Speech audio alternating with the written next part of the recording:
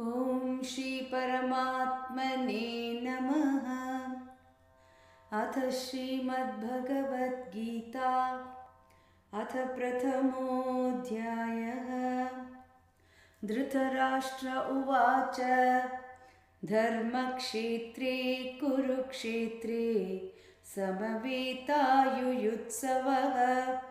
मामकाः पाण्डवाश्चैव किमकुर्वत सञ्जय। सञ्जय उवाच दृष्ट्वा तु पाण्डवानीकं व्यूढं दुर्योधनस्तदा आचार्यमुपसङ्गम्य राजा वचनमब्रवीत्।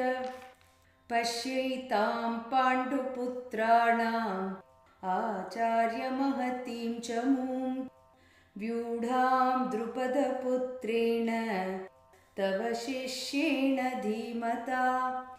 अत्र शूरा महेश्वासाः भीमार्जुनसमायुधि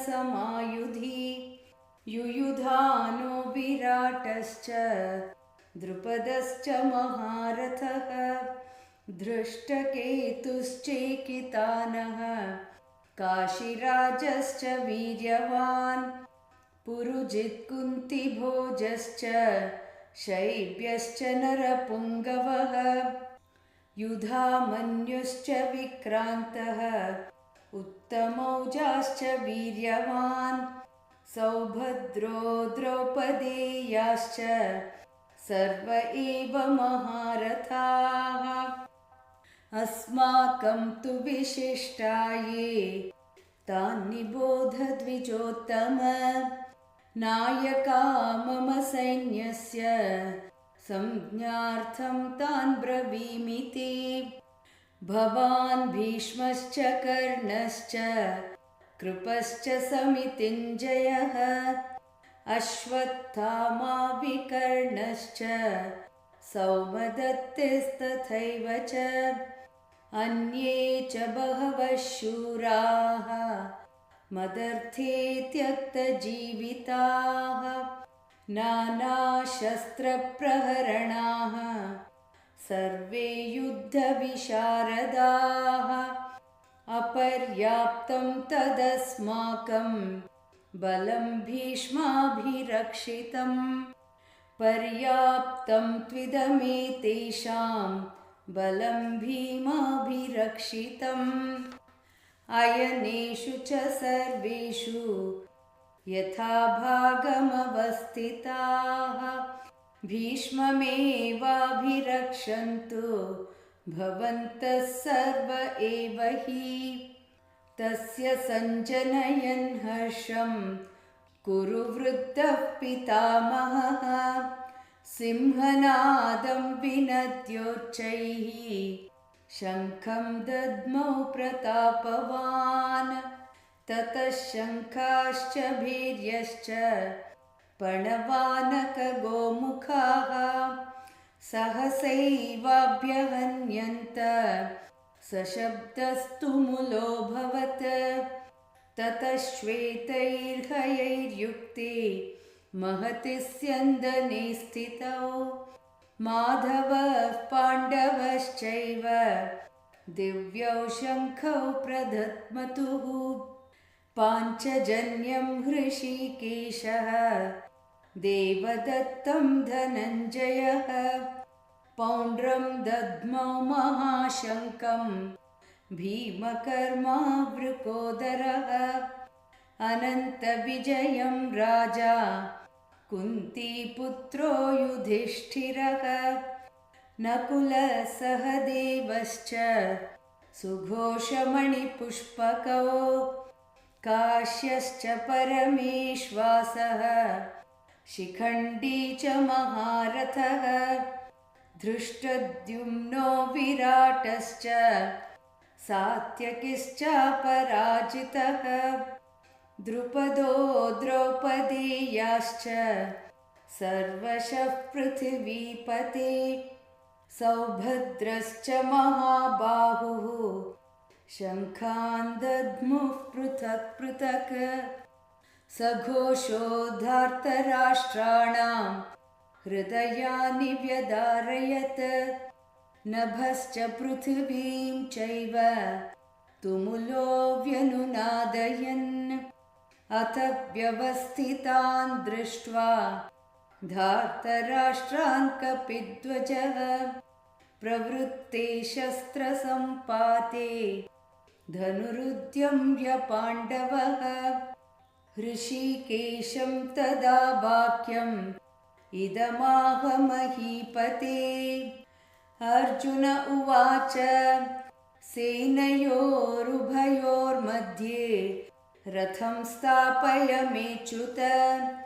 यावदेतान्निरीक्षेऽहं योद्धुकामानवस्थितान्।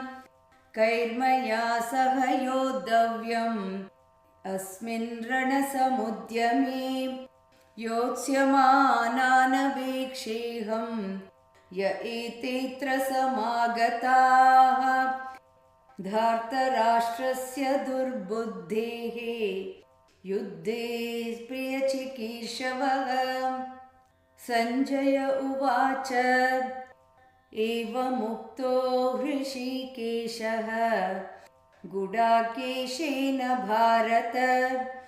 सेनयोरुभयोर्मध्ये स्थापयित्वा रथोत्तमम्। भीष्मद्रोणप्रमुखतः सर्वेषां च महीक्षिताम्। उवाच पार्थ पश्यैतान् समवेतान् कुरूनिति। तत्रापश्य स्थितान् पार्थः पितॄनथ पितामहान्। आचार्यान् मातुलान् भ्रातॄन् पुत्रान् पौत्रान् सखींस्तथा। श्वशुरान् सुहृदश्चैव सेनयोरुभयोरपि।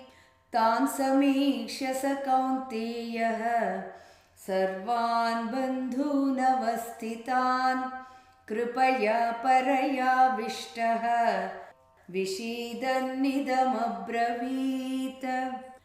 अर्जुन उवाच दृष्ट्वेमं स्वजनं कृष्ण युयुत्सुं समुपस्थितं। सीदन्ति मम गात्राणि मुखं च परिशुष्यति। वेपतुश्च शरीरे मे रोमहर्षश्च जायते। गाण्डीवं स्रंसते हस्तात् त्वक्चैव परिदह्यते। न च शक्नोम्यवस्थातुं भ्रमतीव च मे मनः। निमित्तानि च पश्यामि विपरीतानि केशव। न च श्रेयोनुपश्यामि हत्वा स्वजनमाहवे। न काङ्क्षे विजयं कृष्ण न च राज्यं सुखानि च। किं नो राज्येन गोविन्द किं भोगैर्जीवितेन वा। येषामर्थे काङ्क्षितं नः राज्यं भोगाः सुखानि च। त इमेव स्थिता युद्धे प्राणान् त्यक्त्वा धनानि च। आचार्याः पितरः पुत्राः तथैव च पितामहाः। मातुलाः श्वशुराः पौत्राः शालासम्बन्धिनस्तथा। एतान्न हन्तुमिच्छामि घ्नतोऽपि मधुसूदन। अपि त्रैलोक्यराज्यस्य हेतोः किं नु मही कृते। निहत्य धार्तराष्ट्रान्नः का प्रीतिः स्याज्जनार्दन। पापमेवाश्रयेदस्मात् हत्वैतानाततायिनः। तस्मान्नार्हा वयं हन्तुं धार्तराष्ट्रान् स्वबान्धवान्। स्वजनं हि कथं हत्वा सुखिनः स्याम माधव। यद्यप्येतेन पश्यन्ति लोभोपहत चेतसः कुलक्षयकृतं दोषं मित्रद्रोहे च पातकं कथं न ज्ञेयमस्माभिः पापादस्मान्निवर्तितुं कुलक्षयकृतं दोषं प्रपश्यद्भिर्जनार्दन कुलक्षये प्रणश्यन्ति कुलधर्माः सनातनाः धर्मे नष्टे कुलं कृत्स्नम् अधर्मोऽभिभवत्युत अधर्माभिभवात् कृष्ण प्रदुष्यन्ति कुलस्त्रियः स्त्रीषु दुष्टासु वार्ष्णेय जायते वर्णसङ्करः सङ्करो नरकायैव कुलघ्नानां कुलस्य च पतन्ति पितरो ह्येषां लुप्तपिण्डोदकक्रियाः दोषैरेतैः कुलघ्नानां वर्णसङ्करकारकैः